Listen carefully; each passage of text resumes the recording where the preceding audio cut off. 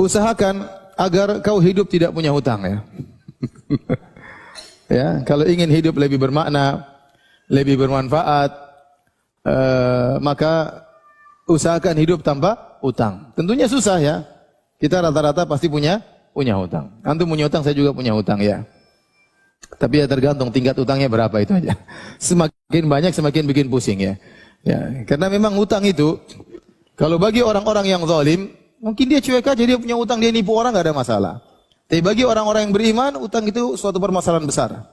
Dan harus dia permasalahkan karena hutang itu sangat berbahaya. Nabi pernah tidak mau menyalatkan orang gara-gara belum bayar hutang ya. Ya. Oleh karenanya seorang berusaha kalau punya hutang segera dia cicil agar dia lepas dari kegelisahan.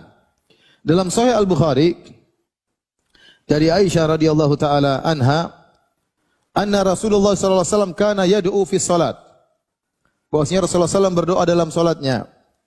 Allahumma inni a'udzubika min adzabil qabr wa a'udzubika min fitnatil masiihid dajjal. Ya Allah, aku berlindung kepada Engkau dari azab kuburan. Aku berlindung kepada Engkau dari fitnah Masih Dajjal. Wa a'udzubika min fitnatil mahya wa fitnatil mamat. Aku berlindung kepada Engkau dari fitnah kehidupan dan fitnah kematian. Allahumma inni a'udzubika minal ma'tham wal maghram. Ya Allah, aku berlindung kepada Engkau dari dosa-dosa dan dari hutang. Faqala lahu qail, ada yang bertanya kepada Nabi SAW, ma aktsara ma tasta'idzu minal maghram. Ya Rasulullah, kenapa seringkali engkau berdoa berlindung daripada utang? Jangan sampai berhutang. Faqala, maka Nabi menjelaskan, inna rajula idza gharim haddatsa fakadzaba. Sungguhnya seorang kalau sudah berhutang, maka dia berbicara dan maka dia berdosa. Wa wa'ada fa akhlafa. Dia berjanji, akhirnya dia menyelisihi. Ya. Dan ini dalil bahwasanya utang itu bisa mengantarkan orang kepada kebinasaan. Utang itu akhirnya mengantarkan orang kepada dosa-dosa besar. Idza gharim haddatsa fakadzaba. Kalau dia sudah berutang, akhirnya dia ngomong dan dia dusta. Supaya apa? Supaya bisa tidak bayar utang. Wa ada fa akhlafa, dia janji, ternyata dia menyelisihi. Minggu depan saya bayar utang, ternyata enggak bayar. Saya lagi enggak ada uang, padahal ada uang. Misalnya. Jadi banyak dia terjerumus dalam kedustaan, dalam menyelisih janji, terjerumus dalam sifat-sifat orang munafik. Idza haddatsa kadzaba wa idza wa'ada akhlafa wa idza tumina khan. Terkumpul pada orang yang berutang. Kalau berbicara dia dusta, ya. Kalau dia berjanji dia menyelisihi, kalau dikasih amanah dia tidak amanah, ya. Orang yang hutang, ya, kalau dia ingin lari dari hutangnya, akhirnya terjerumus dalam dosa-dosa besar tersebut. Bagaimana seorang berbanyak untuk berdoa kepada Allah Subhanahu wa taala agar terhindar dari hutang. Kalau dia punya hutang, agar segera lunas hutangnya. Maka ini saya peringatkan kepada bapak dan ibu-ibu, ya.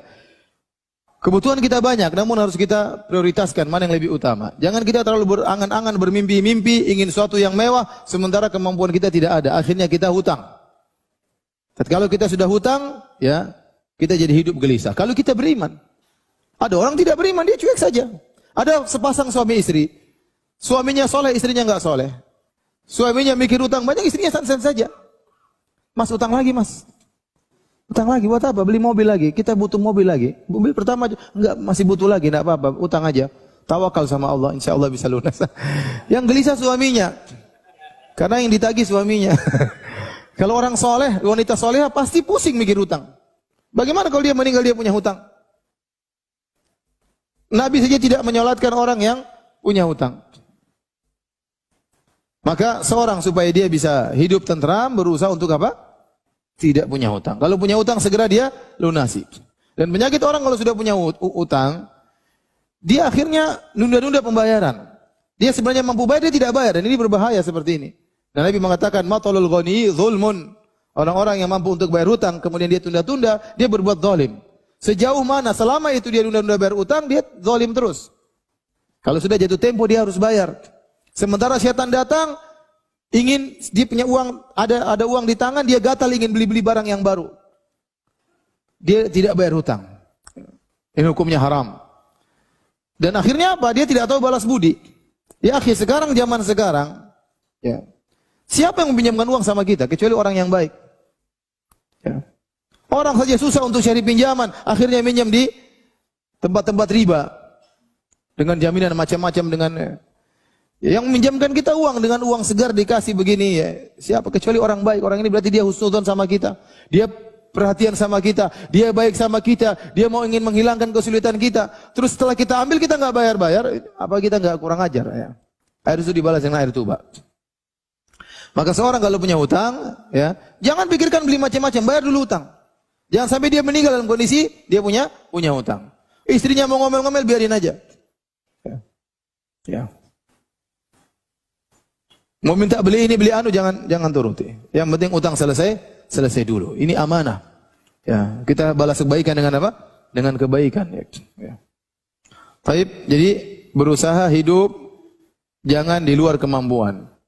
Jangan pingin rumah ternyata duit enggak punya, akhirnya beli rumah yang besar, hidup utang terus menerus. Ya. Pingin kelihatan mewah, beli mobil mahal, akhirnya hidup dibunuh dengan apa? Utang. Utang bukannya enggak boleh, boleh, tapi untuk yang perkara-perkara yang primer. Utang, karena memang kita benar-benar butuh motor, silakan utang, enggak apa-apa. Kita punya gaji, kita potong. Kalau perkara primer enggak ada masalah. Tapi kalau untuk tajmilat atau tahsinat, untuk sekedar lebih afdal dalam masalah dunia, akhirnya kita ngutang sana, ngutang sini, ya itu repot. Akhirnya kita repot sendiri. Ya. Kecuali antum adalah orang yang tidak bertakwa kepada Allah. Utang enggak urusan. Ya. Orang tagih sana sini tinggal matikan teleponnya. Cuek aja. Nagih-nagih terus, nomor telepon ganti. Gampang. Nagih-nagih terus kabur ke negeri kota lain. Dan itu terjadi sebagian orang seperti itu. Ya. Maka kalau ingin hidup lebih bermakna, jangan sering pinjam uang. Ya. Jangan sering pinjam uang.